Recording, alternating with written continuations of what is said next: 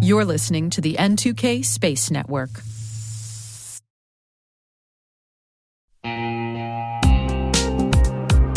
At Thales, they know cybersecurity can be tough and you can't protect everything.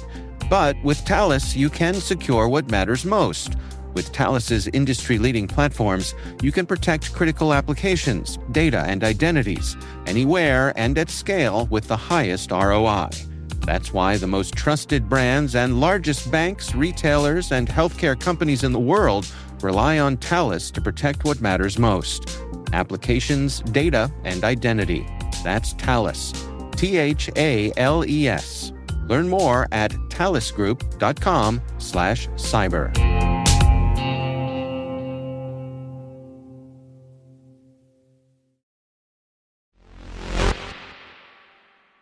Today is November 5th, 2025. I'm Maria Varmazis, and this is T-Minus.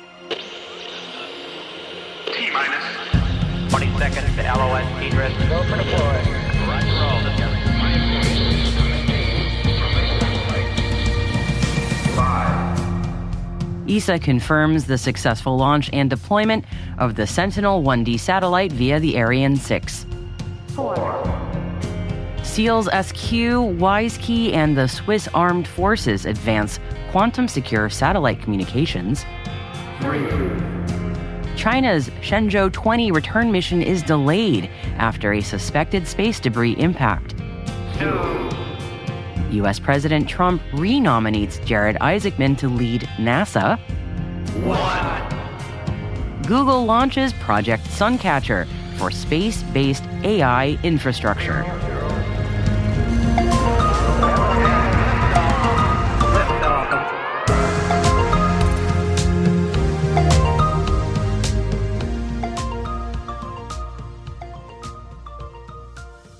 Happy Wednesday, everybody. Thank you for joining me. A quick note, we are now in our longest ever official U.S. government shutdown, 36 days shutdown and counting. Well then, let's get on with our daily briefing, shall we? In a blog post today, Google Research is detailing a new research initiative that they are calling Project Suncatcher. The blueprints for a constellation of solar-powered satellites carrying Tensor Processing Units, or TPUs, to operate as space-based AI data centers. The design envisions tightly clustered satellite formations connected via free space optical links capable of terabits per second bandwidth, operating in nearly continuous sunlight to dramatically reduce reliance on terrestrial infrastructure. And, in Google's words, to scale machine learning compute in space. These plans are preliminary, and the research does note that there are some challenges they still need to overcome, including making sure that any TPUs on orbit are properly radiation hardened. And other familiar challenges like thermal management and good old orbital mechanics, also notable. Google says that they expect to build out their constellation once launch costs are under $200 per kilogram by the mid-2030s, and reading between the lines, that is likely when SpaceX's Starship is fully operational, fingers crossed. In the meantime, their next key milestone is early 2027, when Google says they will launch 2 prototype satellites in partnership with Earth observation firm Planet. According to Google, this 2027 prototype mission will, quote, test how our models and TPU hardware operate in space and validate the use of optical intersatellite links for distributed ML tasks. It's always very interesting to see advances in orbital data centers, and like many of you, I'm sure we will be watching how Project Suncatcher progresses with great interest. There's a new chapter in the will they, won't they story of Jared Isaacman and NASA now. U.S. President Donald Trump has renominated the billionaire entrepreneur, private astronaut, and ally of Elon Musk, Jared Isaacman, to become administrator of NASA after withdrawing his initial nomination just this past May. Trump's withdrawal of Isaacman's nomination followed a rather notable tiff, shall we say, between Trump and Isaacman's main man, Musk. Isaacman's renomination now comes at a moment of strategic transition for the U.S. Space Agency, which, as we have covered extensively here on T-Minus, is facing massive budget cuts, workforce reductions, and project delays. As before, Isaacman must now await Senate confirmation in a process that the administration hopes to expedite. A process that, by the way, can still happen even during a government shutdown. In the meantime, Capitol Hill scuttlebutt is that acting NASA Administrator Sean Duffy is quite keen to keep his post and become not so interim. Undoubtedly, we will see how this all plays out in the coming weeks. China's crewed spacecraft, the Shenzhou 20, docked at Tiangong Space Station since April 24th, has unfortunately had its return to Earth postponed after detecting possible damage from a small piece of orbital debris.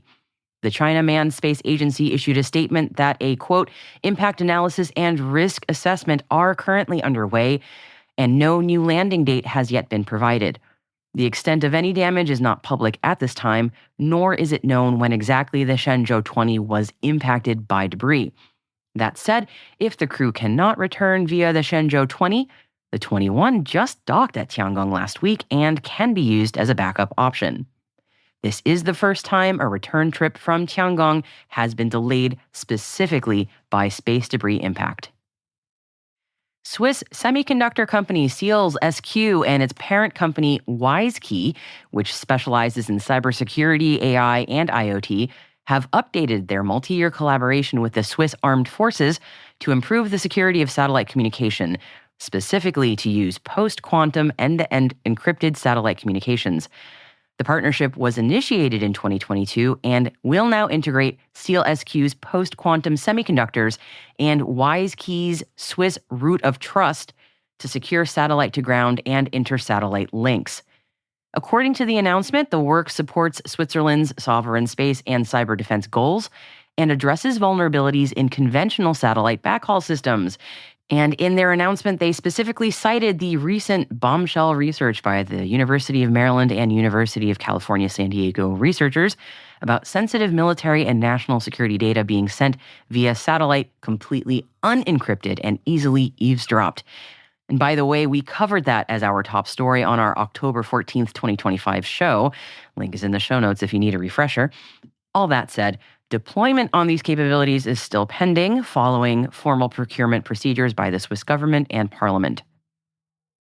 And yesterday, ESA marked the successful launch and deployment of its latest satellite for the Copernicus Earth observation constellation, the Sentinel-1D. The satellite launched via an Arianespace Ariane 6 in Kourou, French Guiana, on Tuesday evening, 6:02 p.m. local time, and went off without any problems, with the Sentinel-1D inserted into its target orbit 34 minutes after launch. The Sentinel-1D is a C-band synthetic aperture radar satellite, providing high-res images of Earth at all times and in all weather conditions. And this launch formally completes the Sentinel-1 mission for ESA. Once 1D is commissioned, it will replace the Sentinel-1A, which has been in service for 11 long years and is well past its expected lifetime.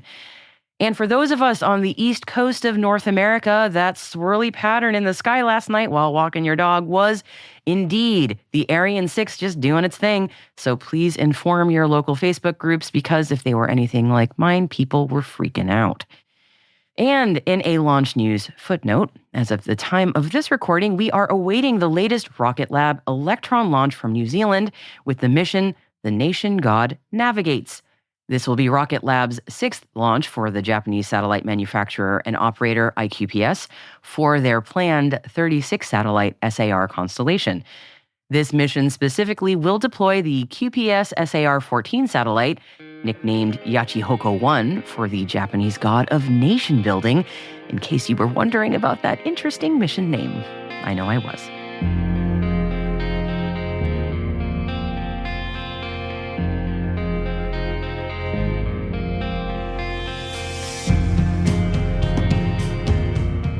And that is our Intel briefing for you today, my friends. It was a packed Wednesday, to be sure. And we have links in the show notes for you to all of the stories that I've mentioned for you today, in case you'd like to pore over Google's Project Suncatcher research or listen to our prior episode about satellite eavesdropping related to today's announcement from Switzerland. Good stuff, right? Show notes are in your podcast app, as well as at our official website, which is space.n2k.com. All you need to do is click on today's episode to see the show notes, and off you go. Hi, T-Minus crew. In case you didn't know, we post links to every episode of T-Minus Space Daily, along with the major headlines, on our LinkedIn page. Just look for N2K T-Minus Space Daily on LinkedIn and click follow to get our episodes and headlines directly in your feed every weekday and Saturday. And by the way, we are just a few folks short of hitting 3,500 followers on LinkedIn, and we would love your help to get to that big milestone. After all, a lot of us are spending quite a bit of time on LinkedIn nowadays, and surely a daily Space Intel briefing from us would be a nice break from, posts about how insert tedious outrage bait of the day relates to B2B sales, right? Right. And 2K T-Minus Space Daily on LinkedIn. Just tap that follow button, and maybe you'll be our lucky number 3,500. Ooh, and thanks.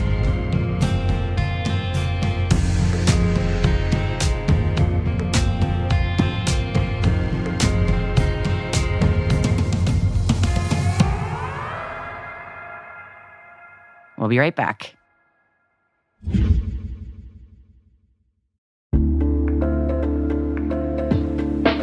What happens when cybercrime becomes as easy as shopping online? SpyCloud's Trevor Hilligoss joined Dave Bittner on the CyberWire Daily to explain how a wave of cybercrime enablement services are lowering the barrier to entry and making sophisticated attacks available to anyone. I think it's a pretty good general term that describes kind of an umbrella of tools and services that I would kind of tag as criminal or criminal adjacent. Instead of having, sort of the smaller pool of high sophistication actors that are able to kind of carry out these really vast and costly cyber attacks, we see that being given to much lower sophistication, lower tech folks that are, a much lower barrier to entry to get into this field. The person that's buying access to this, they basically need a phone and a Bitcoin wallet. Make sure you hear this full conversation and learn how the underground economy is reshaping cyber risk. Visit explore.thecyberwire.com/spycloud. That's explore.thecyberwire.com/spycloud.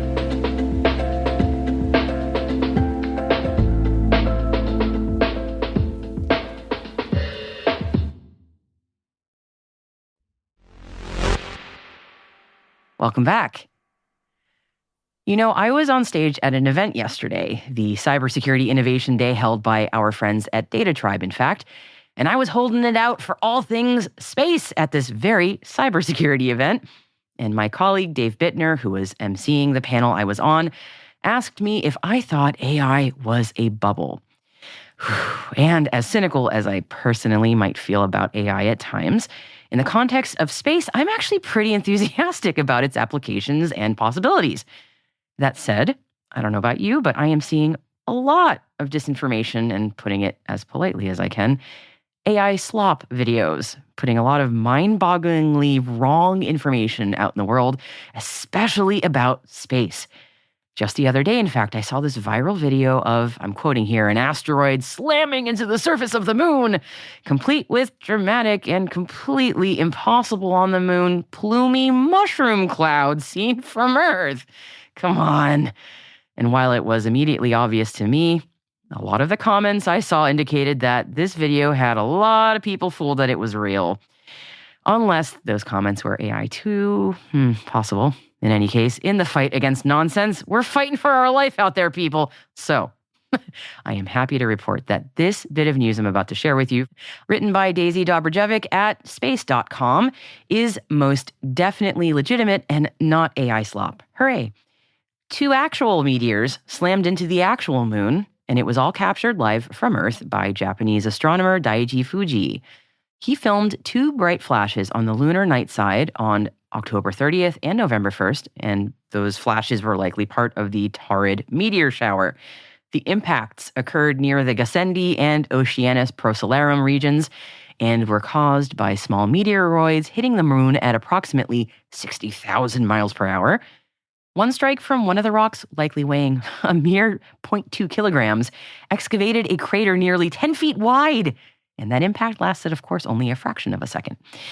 With no atmosphere to slow them down, lunar impacts blast at full speed, producing flashes that can be captured from Earth. But again, this is important, folks. No mushroom clouds, okay? Because our planet is shielded by thick air, and the moon, rather famously, isn't. The moon gets hit pretty frequently by high-velocity space debris, and astronomer Fuji not only has made a number of such observations, but he has become one of the foremost observers of moon impacts, having seen about 60 so far since 2011. Link is in the show notes if you would like to see for yourself and verify that this is real.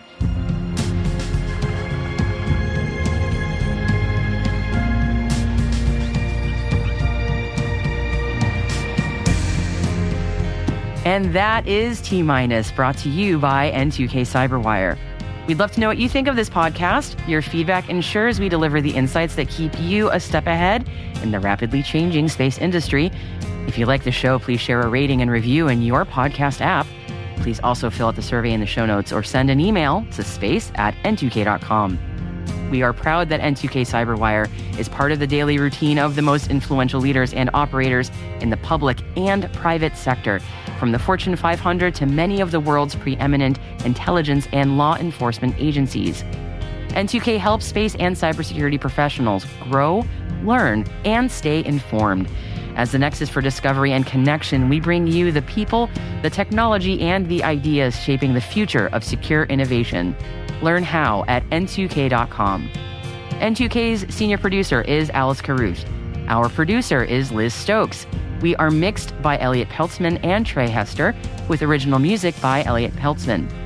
Our executive producer is Jennifer Iben. Peter Kilpie is our publisher, and I am your host, Maria Varmazes. Thank you for listening. We'll see you tomorrow.